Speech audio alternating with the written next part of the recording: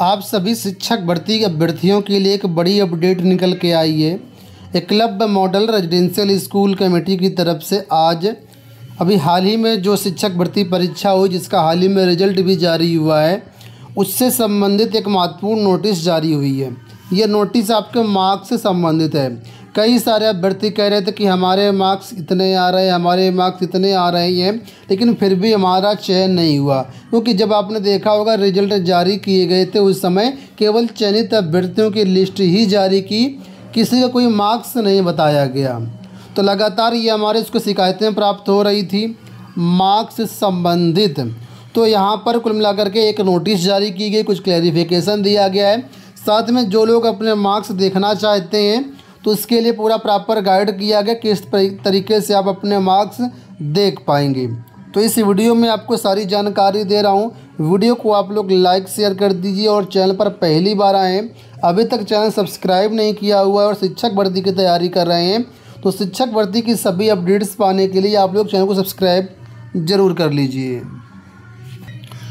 यहाँ पर देखिए सार्वजनिक नोटिस जारी की गई, जहाँ पर बताया गया है कि दिनांक 16, 17, 23, 24, 2023 को आयोजित एकलव्य आदर्श आवासीय विद्यालय भर्ती परीक्षा में सम्मिलित विभिन्न उम्मीदवारों से प्राप्त प्रतिवेदनों से ये ज्ञात हुआ है कि वे अपने स्कोर या अंकों की गणना सही प्रकार से नहीं कर पा रहे हैं। इसलिए उम्मीदवारों की जानकारी हेतु सूचित किया जाता है कि राष्ट्रीय आदिवासी छात्र समिति ने उपरोक्त परीक्षा में उपस्थित होने वाले उम्मीदवारों यानी प्रिंसिपल और जेएसए को छोड़ करके बाकी सभी पद के लिए जो भी उम्मीदवार इस परीक्षा में शामिल हुए हैं उनको ओएमआर सीट देखने का विकल्प दिया गया है।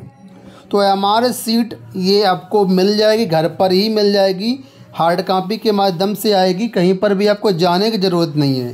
लेकिन इसके लिए आवेदन आपको करना होगा और शुल्क भी निर्धारित किया गया है। तो यहाँ पर देखिए बताया गया कि जो उम्मीदवार ओएमआर सीट की प्रति के साथ अपनी गणना सीट प्राप्त करना चाहते हैं वे अपेक्षित शुल्क 500 रुपये के साथ इसके लिए 12 फरवरी 2024 तक या उससे पहले आवेदन कर सकते हैं। अगर आप भी अपनी ओएमआर सीट देखना चाहते हैं, गणना सीट देखना चाहते हैं, किस प्रकार से मार्क्स का डिस्ट्रीब्यूशन हुआ है, तो आप जो है अपना ये देख सकते हैं। इसके लिए 500 रुपये की फ़ीस देनी पड़ेगी आपको। अब बात करते हैं कैसे आप देख पाएंगे।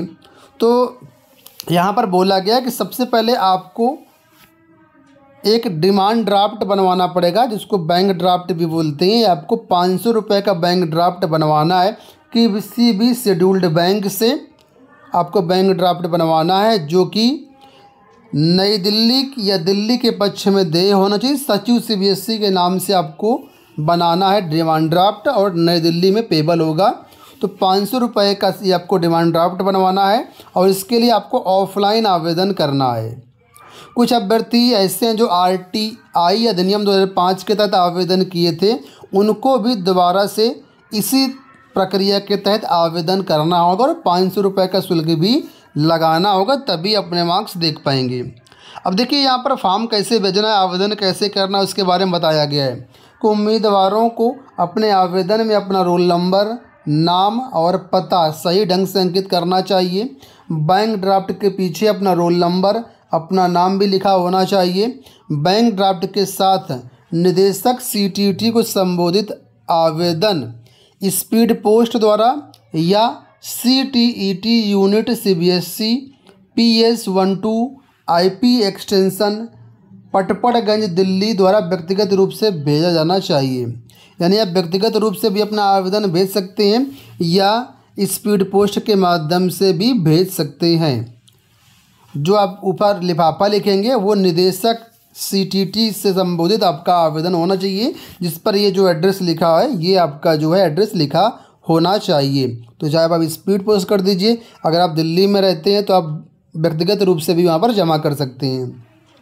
नीचे बताया गया कि ओएमआर सीट की प्रति के साथ गणना सीट जो मिलेगी वो किसी भी संस्थान को एक कोचिंग केंद्र के लिए नहीं मिलेगी, ना ही प्रिंट मीडिया के लिए दी जाएगी और ना ही व्यवसाय के उद्देश्य से दी जाएगी। सिर्फ जिसकी ओएमआर सीट है उसी को मिलेगी और वो केवल व्यक्तिगत उपयोग के लिए है। अधूरा अगर आप आवेदन भेजते हैं ठीक है, या किसी और प्रक्रिया के तहत आवेदन भेजते हैं तो सरसरी तौर पर खारिज कर दिए जाएंगे। तो यहाँ पर ध्यान से बताया कि देख लीजिए कि जो भी यहाँ पर आपको आवेदन करना है वो हर हाल में 12 फरवरी तक आयोग के पास, बोर्ड के पास पहुंच जाना चाहिए। उसके बाद में 12 तारीख के बाद अगर आवेदन पहुंचता है तो सीधे तौर पर रिजेक्ट कर दिया जाएगा। तो ये पूरी प्रक्रिया, अगर आप मार्क्स देखना चाहते हो तो आप लोग देख सकते हैं। नोटिस आपको ये हमारे इसकी वेबसाइट पर मिल जाएगी। उम्मीद करेंगे वीडियो आपको पसंद आया होगा। धन्यवाद।